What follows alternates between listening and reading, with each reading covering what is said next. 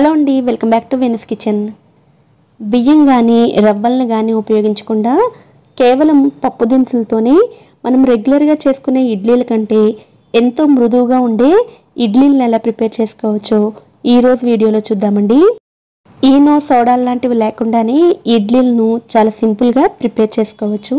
ఇందుకోసం ముందుగా ఒక బౌల్లోకి అరకప్పు వరకు మినపప్పును తీసుకోవాలి. ఏ కప్పుతో అయితే మినపప్పును తీసుకున్నామో అదే కప్పుతో అరకప్పు వరకు పెసరపప్పును కూడా తీసుకోండి. ఇందులో మనం బియ్యం రవ్వ ఉపయోగించకుండా కేవలం పప్పు దినుసులతోనే చేస్తున్నాం కాబట్టి వీటిని బాగా శుభ్రం చేసుకోవాలండి. పప్పు దినుసులు నానిన తర్వాత ఒక రకమైన వాసన వస్తూ ఉంటుంది కదా, అలా రాకుండా ఉండాలంటే పప్పు దినుసులను బాగా శుభ్రం చేసుకోవాలి. మినపప్పు పెసరపప్పు నీటిని ఎక్కువగా పీల్చుకుంటాయి కాబట్టి నీళ్ళను కొంచెం ఎక్కువగానే పోసుకుని నానబెట్టుకోవాలి.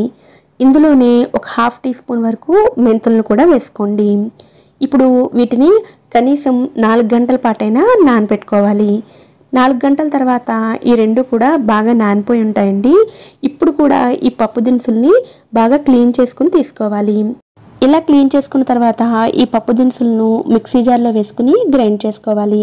నేను ఇక్కడ మిక్సీని ఉపయోగిస్తున్నానండి, గ్రైండర్లో కూడా చేసుకోవచ్చు. ఇడ్లీలు మరీ చప్పగా లేకుండా ఉండాలి అంటే ఇందులో కొద్దిగా అల్లం ముక్క, ఒక పచ్చిమిర్చి వేసుకుని గ్రైండ్ చేసుకునేటప్పుడు కొద్దిగా వాటర్ని వేసుకుని ఇలా మెత్తగా గ్రైండ్ చేసుకోవాలి. ఇలా గ్రైండ్ చేసుకుని ఈ పిండిని బాక్స్లోకి వేసుకుని మూత పెట్టుకుని ఒక 4 గంటల పాటు ఫెర్మెంట్ చేసుకోవాలి. బియ్యం రవ్వ లేకుండా చేస్తాం కాబట్టి పప్పు దినుసులతో చేసిన ఈ పిండిని ఇడ్లీ పిండి ఫెర్మెంట్ చేసినట్లుగా ఎక్కువసేపు కాకుండా ఒక 4 గంటల పాటు ఫెర్మెంట్ చేసుకుంటే సరిపోతుంది. 4 గంటల తర్వాత చూసినట్లయితే పిండి ఇలా పొంగి ఉంటుంది.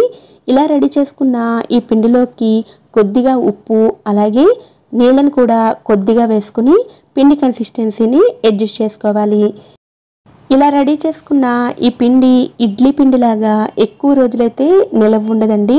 ఫ్రిడ్జ్లో పెట్టినా కూడా 2 రోజులు మాత్రమే ఉపయోగించుకోగలం. ప్రిపేర్ చేసిన రోజు ఆ మరుసటి రోజు ఉపయోగించుకోవచ్చు. ఇలా ఇడ్లీ పిండి కన్సిస్టెన్సీలోకి కలుపుకోవాలి.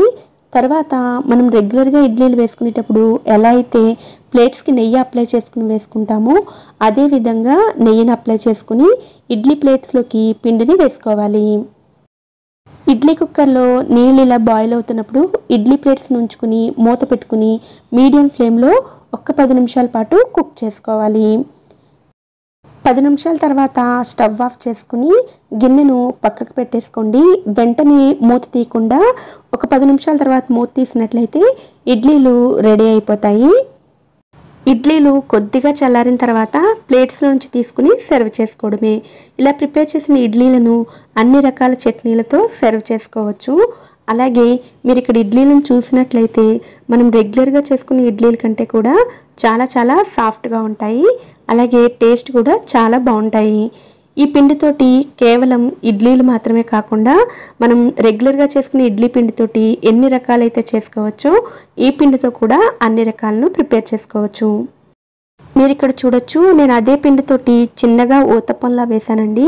ఇదే పిండితోటి మీరు పొంగనాలు కూడా చేసుకోవచ్చు. అలాగే పిండిని కొంచెం గట్టిగా గ్రైండ్ చేసుకున్నట్లయితే బజ్జీల్లా కూడా వేసుకోవచ్చు. ఊతప్పం కూడా చాలా చాలా సాఫ్ట్గా ఉంటుంది. అలాగే టేస్ట్ కూడా బాగుంటుంది. ఈ సింపుల్ రెసిపీని ఈసారి మీరు కూడా తప్పకుండా ట్రై చేయండి. ఈ వీడియో కనుక మీకు నచ్చినట్లయితే వీడియోని లైక్ చేసి ఛానల్ని కూడా సబ్స్క్రైబ్ చేసుకోండి. నోటిఫికేషన్స్ మిస్ అవ్వకుండా ఉండడం కోసం పక్కనే ఉండే బెల్ ఐకాన్ని కూడా యాక్టివేట్ చేసుకోండి. Thanks for watching.